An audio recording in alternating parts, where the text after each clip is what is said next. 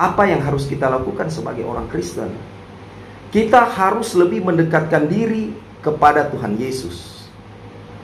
Karena Tuhan Yesus itu adalah jalan keselamatan bagi manusia. Tidak ada jalan keselamatan lain selain di dalam Tuhan Yesus. Tuhan Yesus mengatakan, Ego emihe hodos, kaihe alateia kaihe zoe, oudes arketai proston patere eime di emo. Dalam bahasa Yunani, artinya, akulah jalan kebenaran dan hidup. Tidak ada orang yang bisa sampai kepada Bapa tanpa melalui aku, tanpa melalui Yesus Kristus. Di dalam kitab 2 Timotius 3 ayat 2 dikatakan manusia akan mencintai dirinya sendiri dan menjadi hamba uang. Ya jelas. Lebih parah lagi kalau orang sudah mengenal firman, apalagi dia sebagai seorang hamba Tuhan. Karena sebagai hamba Tuhan harus betul-betul melayani Tuhan Yesus. Bukan karena uang. Dikatakan manusia akan mencintai dirinya sendiri. Sudah tidak mau memperdulikan orang lain. Sudah tidak mau memperdulikan keluarga. Bahkan dia lebih mencintai dirinya sendiri dibandingkan sesama manusia. Sedangkan Alkitab mengatakan, kasihilah sesamamu manusia seperti dirimu sendiri. Tetapi pada kenyataan, banyak orang yang mencintai dirinya sendiri. Sudah tidak mau memperdulikan lagi. Nah, itu adalah tanda-tanda akhir zaman. Orang menjadi hamba uang. Dalam melayani Tuhan, kalau tidak punya uang, dia tidak akan melayani Tuhan. Segala sesuatu diukur dengan uang. Dia tidak berpikir lagi dengan akal sehat. Dia tidak sadar, hei sadar, kau ini hamba Tuhan. Kehidupan kau ini cuma sementara di dunia. Kita harus berbuat baik. Kita harus mencintai sesama kita. Jadilah teladan, jadilah contoh yang baik.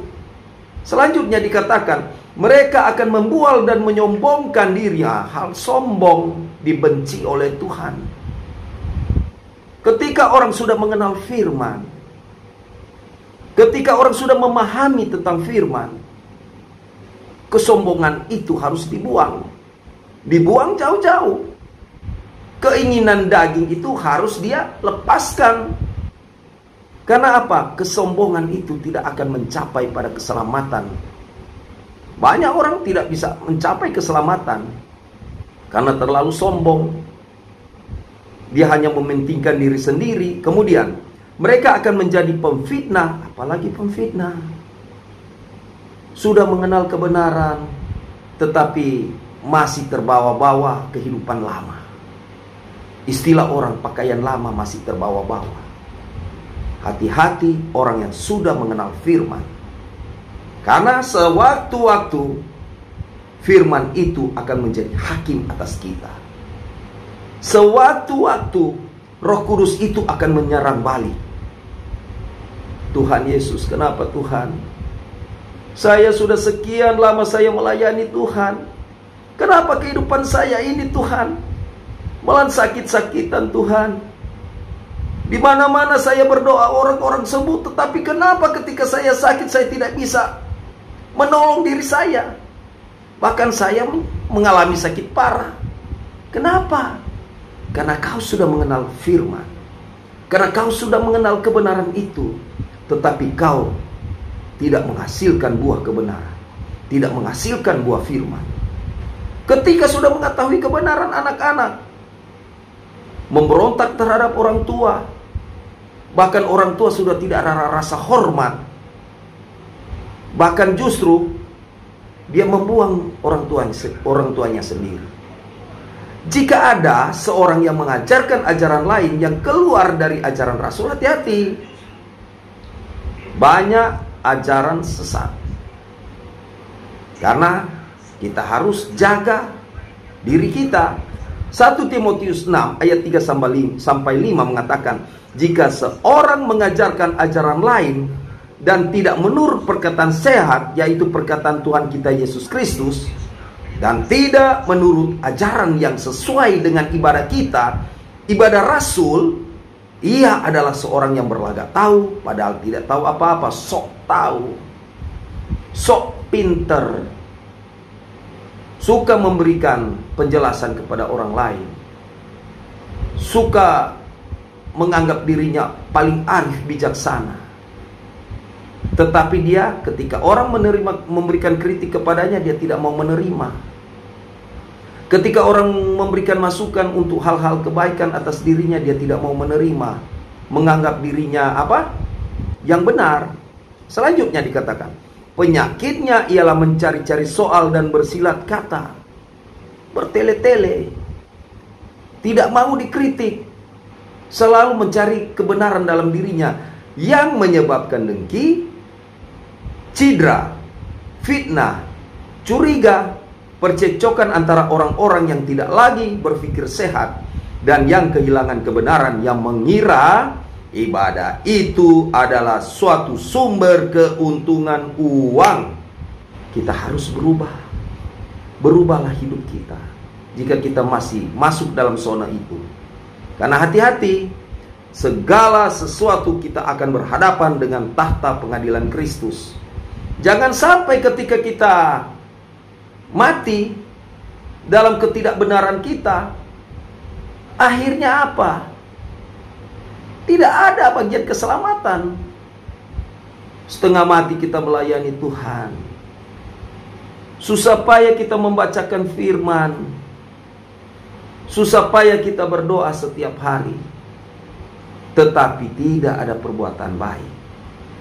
Dan ukuran iman kita kecil, tidak menghasilkan buah yang baik, tidak menghasilkan buah pertobatan, cuma sekedar pikiran, cuma sekedar pengetahuan, tetapi tidak ada buah pertobatan. Percuma Bapak Ibu Saudara sekalian.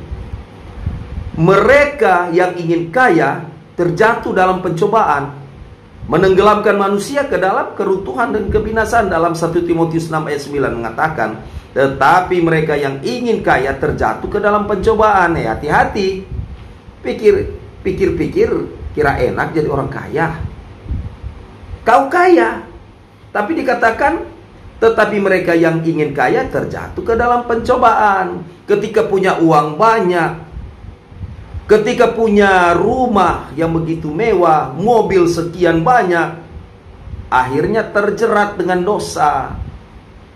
Punya uang banyak, akhirnya apa? Uang itu yang mengatur hidupmu. Harusnya kita yang harus mengatur uang. Tetapi karena sudah punya uang banyak, akhirnya apa? Seorang suami meninggalkan istri, seorang istri meninggalkan suami, seorang anak tidak mau melihat orang tua lagi, memfitnah orang tua lagi, menganggap dia paling kaya. Ketika dia punya jabatan, dia lupa segala-galanya. Ketika dia mulai kaya, mulai kesombongan, kecongkakan muncul dalam hati. Segala sesuatu, jika kita tidak punya tolak ukur namanya firman Tuhan, pasti akan tersandung dengan berbagai masalah. Dikatakan iman timbul dari pendengaran, dan pendengaran akan firman Kristus. Kau beriman lewat membaca firman Tuhan, harusnya kau harus menghasilkan buah-buah daripada iman itu. Tetapi pada kenyataannya, kita tidak termasuk orang yang beriman. Dan akar segala kejahatan ialah cinta uang. Tadi sudah dijelaskan tadi. Tetapi dalam 1 Timotius 6 ayat 10 mengatakan, karena akar segala kejahatan ialah cinta uang. Cuma ini, kalau nyanda uang, no. Sebab oleh memburu uanglah beberapa orang telah menyimpang dari iman dan menyiksa dirinya dengan berbagai-bagai duka. Akhir zaman ini, itu adalah salah satu tanda-tandanya. Orang mulai murtad, orang mulai mencintai uang, orang mulai sombong, menganggap bahwa segala sesuatu itu miliknya, sudah tidak mau ke gereja lagi, sudah tidak menghormati orang lagi, Dan antikris akan datang dan mereka itu berasal dari kita. Itu antikris itu orang-orang sebenarnya sudah mengetahui kebenaran, tetapi mereka itu adalah orang-orang yang sudah keluar daripada jalurnya Tuhan. Makanya dikatakan antikris akan datang dan mereka itu berasal dari kita, tetapi mereka tidak sungguh-sungguh termasuk pada kita. Misalnya contoh, kita adalah orang Kristen yang taat beribadah, suka beribadah. Mereka juga beribadah tetapi tidak sungguh-sungguh menjalankan agamanya, tidak menjalankan ibadah sebagaimana mestinya. Mereka itu adalah murtad. Sudah mengenal firman Tuhan, tetapi mereka melenceng daripada firman itu. Makanya dikatakan mereka itu berasal dari kita, tetapi mereka tidak sungguh-sungguh termasuk pada kita. Nah, dalam 1 Timotius 4 ayat 16 mengatakan, awasilah dirimu sendiri dan awasilah ajaranmu. Nah, dikatakan, awasilah dirimu sendiri dan awasilah ajaranmu, bertekunlah dalam semuanya itu, karena dengan berbuat demikian, engkau hanya akan menyelamatkan dirimu dan semua orang yang mendengar engkau.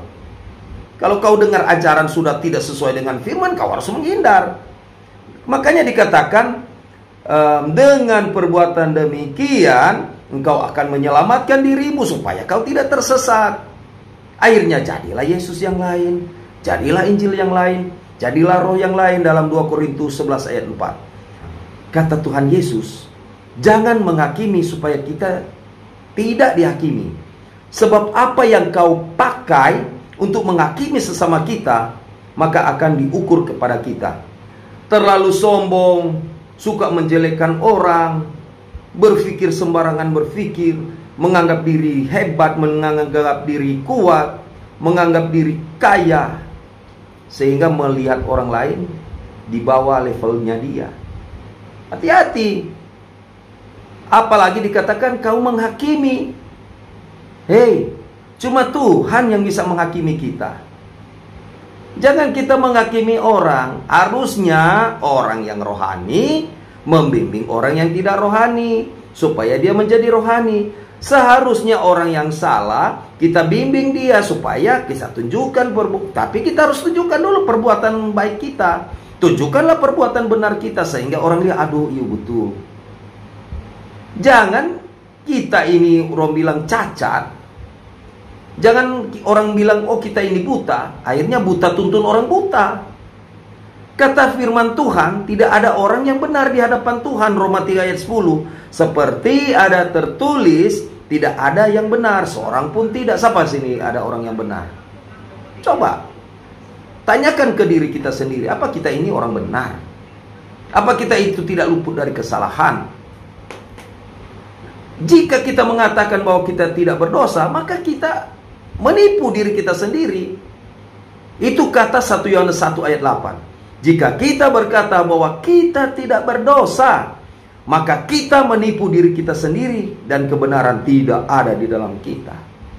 Nah, akan ada kebenaran karena kau menipu dirimu sendiri. Tidak ada manusia yang benar. Tetapi kau harus menyatu dengan Kristus Yesus. Berbuatlah kebaikan. Setiap pergumulan kita serahkan ke dalam tangan Tuhan Yesus. Cuma Tuhan Yesus yang menjadi solusi kehidupan manusia. Mulai saat ini kita mesti menjaga diri saya, menjaga iman saya. Jadilah pelaku firman, jadilah orang baik. Karena ini so apa? So ada tanda-tanda air zaman. Kita so mesti lebih baik lagi, sehingga keselamatan menjadi bagian dalam kehidupan kita. Bukan juga kita selamat, tetapi orang di sekeliling kita juga. Karena kita bersikap ramah, karena kita ini mencerminkan sebagai seorang anak Tuhan, sehingga orang lain itu apa?